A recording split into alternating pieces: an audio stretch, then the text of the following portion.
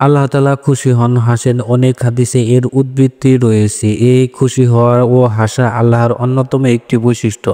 যেমন তিনি তওবাকারীর প্রতি খুশি হন এবং আল্লাহর রাস্তায় জিহাদ করতে গিয়ে নিহত ব্যক্তি ও হত্যাকারীর কর্মকাণ্ড দেখে হাসেন। তবে আল্লাহ বান্দার মতো হাসেন তা নয়, এমনটা কখনো বিশ্বাসও করা যাবে না, কারণ তার সঙ্গে কোনো ব্যক্তি, সৃষ্টি বা বস্তুর সাদৃশ্য হয় না।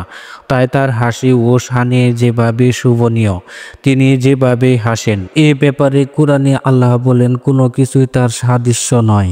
আল্লাহর হাসির উদ্দেশ্য হলো তার সন্তুষ্টি, তাই সেসব হাদিসে তার হাসির কথা রয়েছে যেসবের মর্মে হবে ওই ব্যক্তির উপর আল্লাহ সন্তুষ্টই হবেন, তার কল্যাণের ব্যবস্থা করবেন। আবু রাজিন রাদিয়াল্লাহু থেকে বর্ণিত একটি হাদিসে আছে, রাসূল সাল্লাল্লাহু আলাইহি সাল্লাম বলেছেন, আল্লাহর বান্দা যখন সামান্য বিপদে হতাশ হয় এবং বিপদ কেটে ওঠার জন্য আল্লাহ ছাড়া উপরের নৈকট্য পেতে চায়, তখন আমাদের রব তার এই আচরণে হাসেন। বর্ণনাকারী বলেন, আমি বললাম, আল্লাহ রাসূল, আল্লাহ কি হাসেন? তিনি বললেন, হ্যাঁ। আমি বললাম, আমরা কখনো পুণ্যের কাজ ত্যাগ করব না। রাসূল সাল্লাল্লাহু আলাইহি সাল্লাম বলেন, তিন ব্যক্তিকে আল্লাহ তাআলা ভালোবাসেন, তাদের প্রতি সন্তুষ্ট হয়ে আসেন এবং তাদের সুসংবাদ প্রদান করেন। প্রথম ব্যক্তি যখন যুদ্ধের জন্য সেনা দল বের হয়, তখন সে তাদের সঙ্গে থেকে নিজের জান বাজি রেখে আল্লাহর পথে লড়াই করে।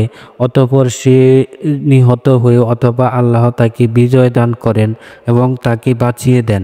আল্লাহ তখন ফেরেশতাদের বলেন, দেখো আমার এই বান্দা কিভাবে নিজের জান বাজি রেখে আমার প্রতি ধৈর্য ধারণ করেছে। দ্বিতীয় ব্যক্তি যে তার ঘরের সুন্দর স্ত্রী ও নরম তুলতুলে বিছানা ছেড়ে রাতে উঠে নামাজে দাঁড়িয়ে যায়, আল্লাহ বলেন, সে নিজের মনোবাসনা দমন করে আমাকে স্মরণ করেছে, অথচ চাইলে সে শুয়ে থাকতে পারত। তৃতীয় ব্যক্তি হচ্ছে যে সফরে থাকা অবস্থায় শেষ রাতে ঘুম থেকে উঠে আরামে থাকুক অথবা কষ্টে নামাজে দাঁড়িয়ে যায়, অথচ তার সফর সঙ্গীর রাতে জাগার পরও শুয়ে পড়েছে।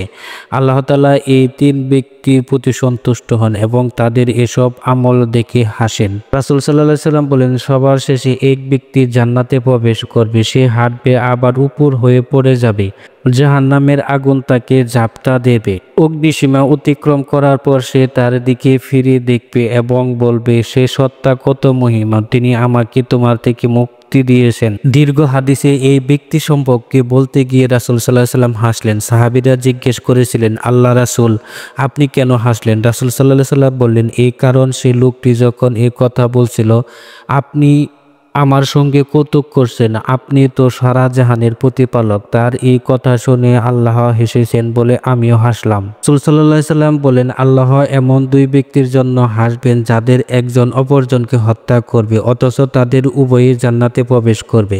সাহাবীরা বললেন, আল্লাহ রাসূল, এটা কিভাবে সম্ভব? তিনি বলেন, তাদের একজন আল্লাহর রাস্তায় জিহাদ করে শহীদ হয়, আল্লাহ অপরজনের প্রতিও সদয় হবেন এবং তাকে হিদায়াত দান করবেন। তারপরে সেও আল্লাহর রাস্তায় জিহাদ করবে এবং শহীদ হয়ে যাবে।